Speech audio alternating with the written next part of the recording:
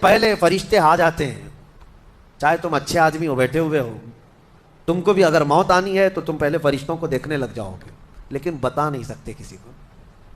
موت سے تھوڑی دیر پہلے فرشتے قریب آ جاتے ہیں، پہلے جماعت فرشتوں کی آتی ہے، پھر ملک الموت آتے ہیں۔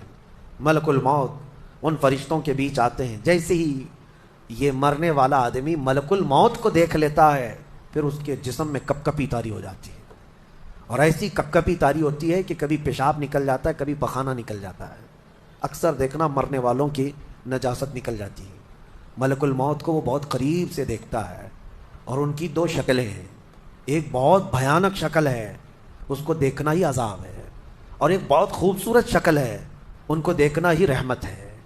وہ نیک بندوں کی روح نکالنے کے لیے جب جاتے ہیں تو خوبصورت شکل میں جاتے ہیں، اور جب گنہگاروں کی روح نکالنے جاتے ہیں تو بھیانک شکل میں جاتے ہیں، اور ان کو دیکھتے ہی مرنے والے کا جسم پیلا پڑ جاتا ہے، پیشانی اکھڑ جاتی، آنکھیں پھٹی رہ جاتی، اور پھر خرخرا آنے لگ جاتا ہے، یعنی خرخر کی آواز تیز ہو جاتی ہے۔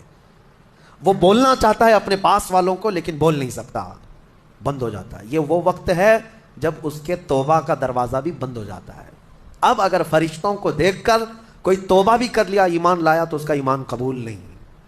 اس وقت سے پہلے پہلے تک جو بھی ایمان لایا یا توبہ کیا، اس کی توبہ قبول ہے، لیکن موت کا خرخرہ آ گیا اور فرشتوں کو دیکھ لیا، اس کے بعد بہت سارے کافر بھی پکاریں گے کہ ہم ایمان لاتے ہیں اللہ پر، نہیں، اب ایمان قبول نہیں ہوگا۔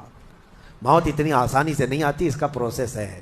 فرشتے آتے ہیں، ملک الموت آتے ہیں، پھر اس کے بعد اس کو گھور کر دیکھتے ہیں، پھر اس کو چت لٹا دیا جاتا ہے، یا جس حالت میں بھی ہے وہ گر جاتا ہے، کھڑا ہے تو گرتا ہے، بیٹھا ہے تو گرتا ہے، موت آنے سے پہلے لڑک جاتا ہے۔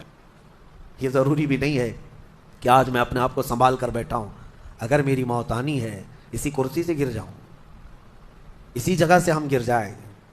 اور اس کے بعد ملک الموت روح کھینچنا شروع کرتے ہیں، پیروں کے ناخنوں سے لے کر، ہاتھوں کے ناخنوں سے لے کر، اس کے جسم کے ہر حصے سے لے کر ناک تک کھینچتے ہوئے لاتے ہیں، اور اس کے بعد جب پوری روح نکل جاتی ہے، وہ لے کر کے چلتے رہتے ہیں، اور مردہ ان کو جاتے ہوئے دیکھتا رہتا ہے۔ آنکھیں سب سے لاسٹ میں کھلی رہتی، کسی بھی مرنے والے کی آنکھیں بند نہیں رہتی، کھلی رہتی، وہ دیکھتا رہتا ہے۔ اسی لیے حدیث پاک میں ہے، جب کسی کی روح نکل جائے تو سب سے پہلے تم اس کی آنکھیں بند کر دو، ہمیں بند کرنا ہوتا ہے، اور اس کے بعد منہ بھی کھلا رہ جاتا ہے، منہ اوپن رہ جاتا ہے، فرمایا گیا منہ کو دبا کر بند کر دو۔ یہ سب نشانیاں ہیں میرے عزیزوں۔